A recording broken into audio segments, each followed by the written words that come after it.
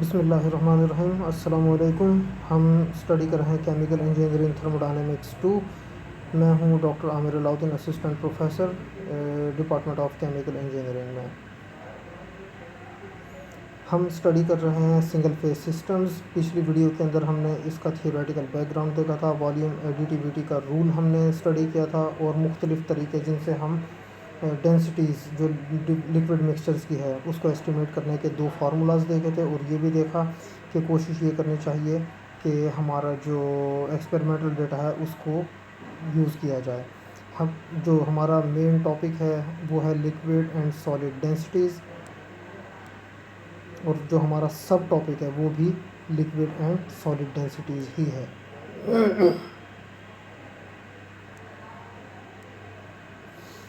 हम कुछ short examples देखेंगे ताकि हमारा जो टॉपिक है उसको हम कम्प्लीटली डेप्थ के अंदर समझ सकें। तो एक शॉर्ट एग्जांपल है हमारी, वो ये कि the specific gravity of water is 1 at 4 degrees of Celsius. Chemical process principles 1 में हमने स्पेसिफिक ग्रेविटी का टॉपिक पढ़ा था। उसको यूज़ करते हुए अगर हम कहें कि हमारी डेंसिटी क्या होगी तो वो भी 1.00 ही होगी। इसको चेक करने के लिए आप जो हमने बुक स्टडी की थी केमिकल प्रोसेस प्रिंसिपल्स 1 की, उसको दोबारा रिव्यू करें स्पेसिफिक ग्रेविटी के टॉपिक को और देखें कि ये रो जो है, जो डेंसिटी है वाटर की, वो अगर हमारा जो स्पेसिफिक ग्रेविटी 1 है तो हमारी डेंसिटी भी 1 ही होगी। A stream of water at 4 degrees Celsius has a mass flow rate of 255 ग्राम पर सेकेंड। ये mass flow rate को हम m डॉट से डिनोट करेंगे। ये हमारा बस 255 ग्राम पर सेकेंड हमारा फ्लो रेट है वाटर की स्ट्रीम का, जो कि 4 सेंटीग्रेड पे है। What is its volumetric flow rate? Mass flow rate given है, जो हमें फाइंड करना है वो है volumetric flow rate. If the stream temperature is raise to 75 degrees, ये तो अभी हमने बात की थी 4 डिग्रीज़ के ऊपर जा रही है। अगर टेम्परेचर इंक्रीज़ हो जाए 75 डिग्रीज़ ऑफ सेल्सियस तक, does the mass flow rate change? 4 से टेम्परेचर अगर 75 पे आ जाए तो जो शुरू में 4 के ऊपर था, 4 डिग्रीज़ पे 255 ग्राम पर सेकेंड, अगर 75 पे आ जाए यही स्ट्रीम टेम्परेचर, तो क्या ये मैस फ्लो रेट चेंज होगा या नहीं? How would you expect the volume flow rate to change? Volumetric flow rate किस तरह चेंज होगा टेम्परेचर चेंज होने से? How would you calculate the volumetric flow rate at 75 degrees of Celsius without actually measuring it? यानी कि हम जो है ना एक्सपेरिमेंट करके मेजर नहीं करना चाह रहे, हम ये चाह रहे हैं कि हम कोई कैलकुलेशन करके ये पता लगाएं कि 75 डिग्रीज ऑफ सेल्सियस के ऊपर वॉल्यूमेट्रिक फ्लो रेट क्या होगा।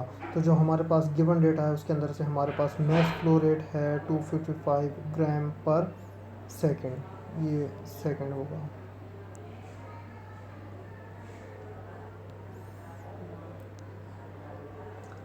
अब जो हमारी डेंसिटी है वाटर की 4 डिग्रीज ऑफ सेल्सियस पे वो 1 ग्राम पर क्यूबिक सेंटीमीटर है, तो इसका जो इन्वर्स होगा वो हमारे पास स्पेसिफिक वॉल्यूम होगा, यानी कि इन्वर्स 1 ओवर रो।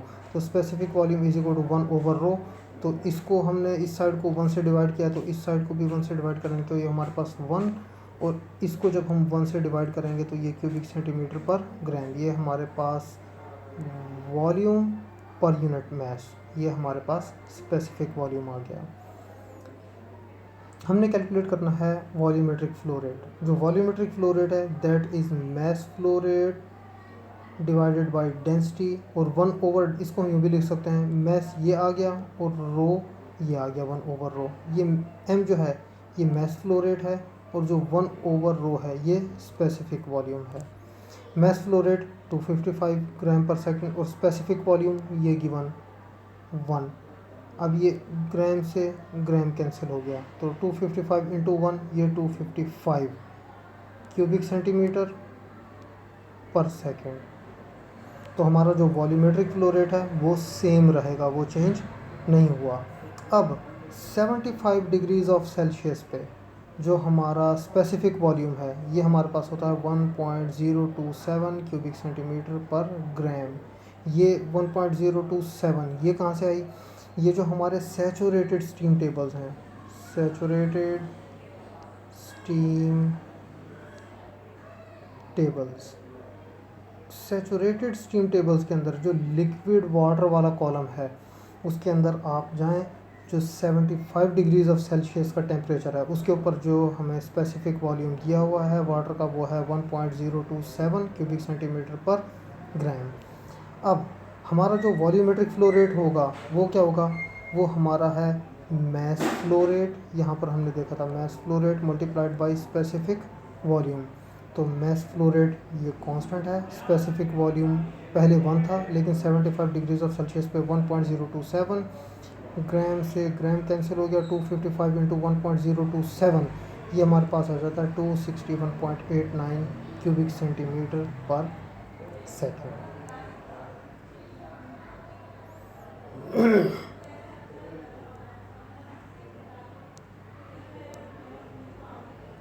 दूसरी शॉर्ट एग्जांपल हमारे पास कि the pressure equivalence 14.696 pound force पर स्क्वायर इंच एंड 760 mmHg, ये दोनों इक्विवेलेंट हैं, यानी कि 1 एटमॉस्फेयर का प्रेशर है ये 14.7 पाउंड फोर्स पर स्क्वायर इंच और 760 mmHg, ये 1 एटमॉस्फेयर का प्रेशर है। ये दोनों इक्विवेलेंट हैं, ये और ये आपस में इक्विवेलेंट हैं।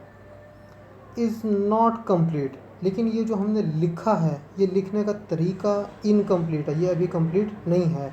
इसको किस तरह लिखा जाना चाहिए, इसको इस तरह लिखा जाना चाहिए कि 14.696 पाउंड फोर्स पर स्क्वायर इंच और 760 mmHg एट 0 डिग्री सेंटीग्रेड, ये लिखा जाना चाहिए टेम्परेचर यहाँ पे। Why is it technically necessary to state a temperature, temperature mention करना ज़रूरी क्यों है। Why is omitting the temperature not a serious mistake, और अगर इसको टेम्परेचर को मेंशन ना किया जाए जैसे कि यहाँ पर है तो ये सीरियस मिस्टेक क्यों नहीं होगी। इसका सोल्यूशन हम जो ना जब देखते हैं तो हमें ये पता है कि जो प्रेशर है वो हमारे पास होता है रो एच जी। रो हमारे पास है डेंसिटी ऑफ मरकरी, ये है हाइट ऑफ मरकरी, और ये हमारे पास है एक्सेलरेशन ड्यू टू ग्रेविटी। तो ये हमारे पास है प्रेशर को कैलकुलेट करने का फॉर्मूला।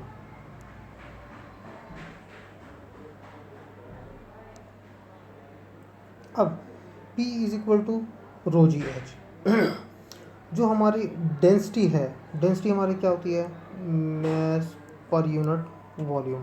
अब ये हमारा मरकरी कॉलम है, ये एक बात के अंदर डिप हुआ हुआ है और ये इसके अंदर लेवल है मरकरी का। जब टेम्परेचर चेंज होगा तो वॉल्यूम क्या होगा, ऊपर भी जा सकता है नीचे भी जा सकता है। अगर टेम्परेचर इंक्रीज़ होगा तो इसका जो कॉलम का लेवल है मरकरी का वो ऊपर जाएगा, इंक्रीज़ होगा, और अगर टेम्परेचर ड्रॉप होगा तो मरकरी लेवल डिक्रीज़ होगा। तो इसका क्या मतलब है कि ये वॉल्यूम चेंज हो रहा है, ये हमारी है डेंसिटी। जब वॉल्यूम चेंज होगा तो जाहिर सी बात है डेंसिटी भी चेंज होगी। So rho changes with temperature, so pressure will change. अब रो चेंज हो गया, जब ये रो चेंज हुआ तो जाहिर सी बात है प्रेशर भी चेंज हो जाएगा। So mentioning temperature is technically correct, technically ये करेक्ट है कि टेम्परेचर को मेंशन किया जाए। However the change in density with temperature is insignificant, यानी कि ये जो मरकरी का वॉल्यूम है ये इंक्रीज़ या डिक्रीज़ होना टेम्परेचर के साथ ये बहुत माइन्यूट सा होता है, बहुत ज़्यादा वेरिएशन नहीं आती, ये इतनी थोड़ी होती है वेरिएशन कि ये इनसिग्निफिकेंट है, यानी इसकी कोई अहमियत नहीं है। So omitting temperature is not a serious mistake, तो ये कोई सीरियस मिस्टेक नहीं है अगर टेम्परेचर को मेंशन ना किया जाए।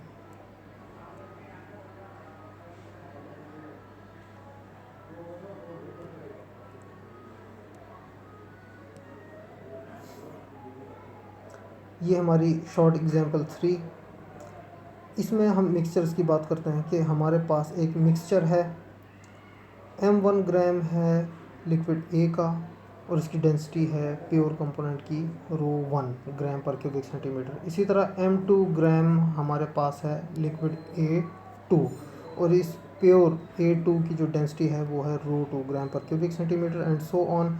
mn ग्राम है हमारे पास लिक्विड AN के और उसकी डेंसिटी हमारे पास है रो n ग्राम पर cubic centimetre. Assuming that the volumes are additive, show that the density of the mixture is given by the equation. ये जो हमने शुरू में इक्वेशन पढ़ी थी, यहाँ पर हम इसका प्रूफ जो है ना वो देख लेते हैं कि किस तरह ये हमारे पास फार्मूला डिराइव होता है यूजिंग एडिटिविटी ऑफ वॉल्यूम।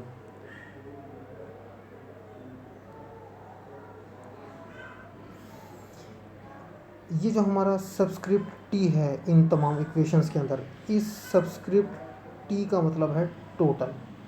अब जो हमारे पास वॉल्यूम एडिटिविटी है, हमारे पास liquid A1 A2 A3 and so on up to n liquids हैं हमारे पास। लिक्विड 1 का वॉल्यूम V1 है, लिक्विड V2 का वॉल्यूम V2 है और लिक्विड N का वॉल्यूम Vn है। इन सब को जब हम ऐड करेंगे तो टोटल वॉल्यूम हमारा Vt होगा। ये हमारा है एडिटिविटी ऑफ वॉल्यूम। अब जो वॉल्यूम है, हमें पता है कि density is equal to mass per unit volume. तो हमारे पास जो वॉल्यूम है ये क्या होगा इस इक्वेशन से, volume is equal to mass over density. Mass over density, तो mass over density, mass over density, mass over density इस इक्वेशन के अंदर हमने, यानी V1 जो है वो होगा m1 ओवर रो 1 इस इक्वेशन को यूज़ करते हुए। V2 हमारा होगा m2 ओवर रो 2 और Vn हमारा होगा mn ओवर रो n। अब जो 1 ओवर रो है ये क्या है, volume per unit mass. Volume हमारा टोटल वॉल्यूम है और मास हमारा टोटल मास है। अब Vt कहाँ है, ये रहा हमारा Vt। तो इस ये वाला Vt है, इस Vt की जगह हमने ये वैल्यू यहाँ पुट कर दी और ये जो Mt है ये इधर आ गया।